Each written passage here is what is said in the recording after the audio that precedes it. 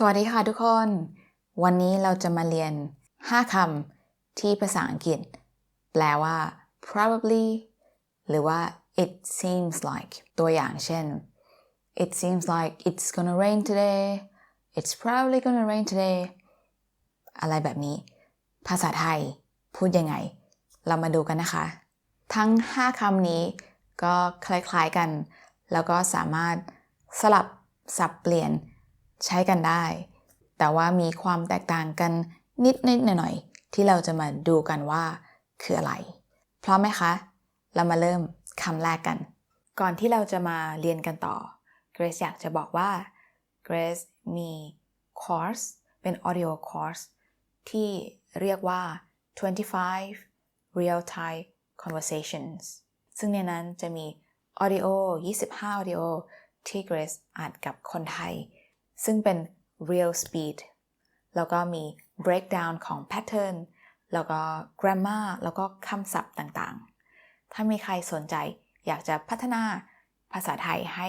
เก่งมากขึ้นแล้วก็พูดภาษาไทยเหมือนกับคนไทยมากขึ้นลองเข้ามาดูคอร์สของ Grace นะคะคำแรกคือคำว่าน่าจะซึ่งคำนี้คล้ายกับคำว่า probably ในภาษาอังกฤษก็คือมีความเป็นไปได้ประมาณ 70-80-90% มาดูตัวอย่างกันนะคะ It looks like it's gonna rain today ภาษาไทยพูดว่ายังไงคะวันนี้ฝนน่าจะตกสิ่งที่คนต่างชาติชอบพูดผิดคือพูดคำว่าน่าจะตรงต้นประโยคอย่างเช่นน่าจะวันนี้ฝนจะตกอันนี้ผิดนะคะต้องพูดว่าวันนี้ฝน subject คือฝนน่าจะตก Rain probably will fall I probably can't drive tomorrow ภาษาไทยคือพรุ่งนี้น่าจะขับรถไม่ได้พรุ่งนี้ the subject is hidden here ฉันคุณเธอผมน่าจะขับรถไม่ได้ so tomorrow probably I he she we can drive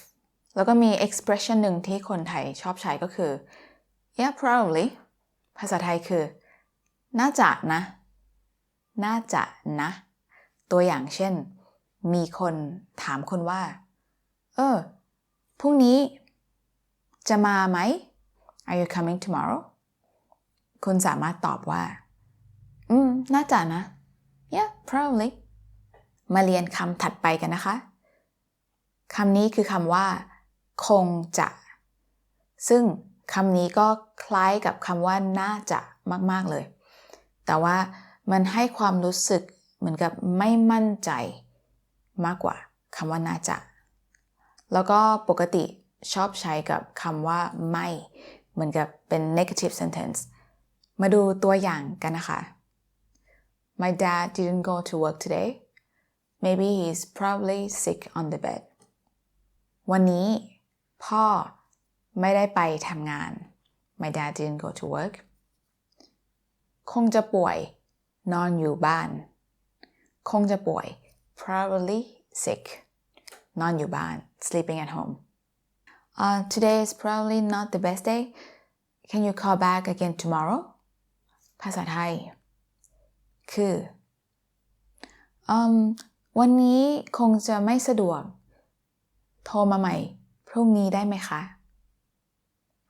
คงจะไม่สะดวก probably is not convenient คนไทยชอบพูดคงจะไม่ something so คงจะไม่ดีคงจะไม่สะดวกคงจะไม่ชอบคงจะไม่ได้ probably can't คำถัดไปคำที่3คือคำว่าสงสัยคำนี้เป็นคำที่สำคัญมากเพราะว่าคนไทยใช้บ่อยแล้วก็เป็นคำที่แบบ colloquial มากคำว่าสงสัยมีหลายความหมายความหมายที่1คือ to be curious อีกความหมายหนึ่งของคำว่าสงสัยคือ to be suspicious ตัวอย่างเช่น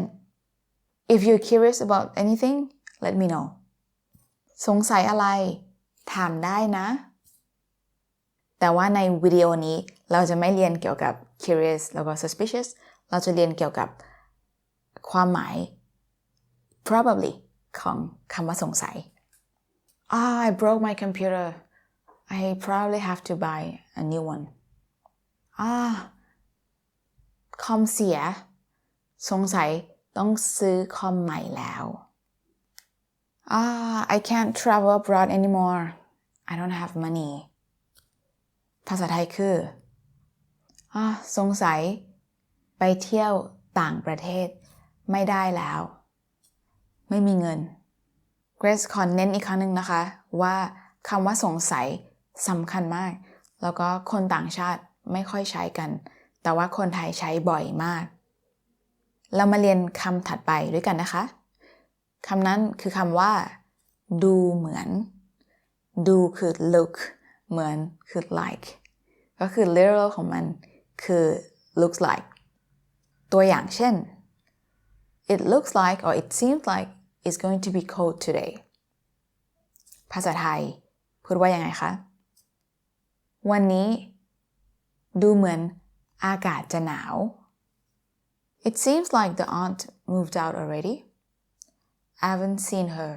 in a long time ดูเหมือนป้าคนนั้น that aunt ย้ายออกไปแล้วไม่เห็นตั้งนานแล้วมาดูอีกตัวอย่างหนึ่งนะคะ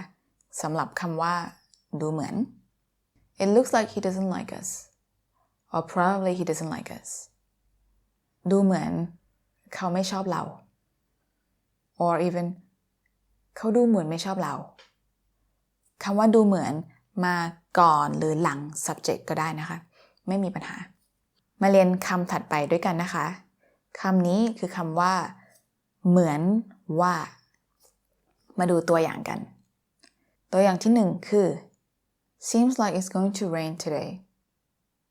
ภาษาไทยสามารถพูดว่าเหมือนว่าวันนี้ฝนจะตกเหมือนว่าวันนี้ฝนจะตก seems like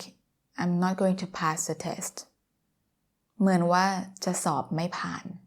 เหมือนว่าจะสอบไม่ผ่านที่จริงแล้วในภาษาพูดหลายๆครั้งไม่ต้องพูดคำว่าก็ได้นะคะแค่พูดคำว่าเหมือนก็พอตัวอย่างเช่น It seems like it's gonna rain today เราสามารถพูดว่าเหมือนวันนี้ฝนจะตกเหมือนวันนี้ฝนจะตกพูดแบบนี้ได้นะถ้ามีใครสนใจอยากจะดูตัวอย่างเพิ่มเติมเกี่ยวกับสิ่งที่เกรซสอนวันนี้หรือว่าอยากจะเรียนภาษาไทยมากขึ้นนอกเหนือจากวิดีโอใน YouTube ลองเข้ามาใน Patreon ของ Grace นะคะในนั้น Grace จะมีตัวอย่างเพิ่มเติมให้ทุกคนที่อยากเรียนภาษาไทยทั้ง beginner ถึง advanced Grace จะเขียนลิงก์ไว้ใน description ขอบคุณทุกคนมากนะคะที่ดูวิดีโอนี้ดูเหมือนทุกคนจะเข้าใจทุกสิ่งที่ Grace สอน It seems like everybody understands what I'm teaching ใช่ไหมคะน่าจะนะ probably โอเคค่ะขอบคุณค่ะบ๊ายบาย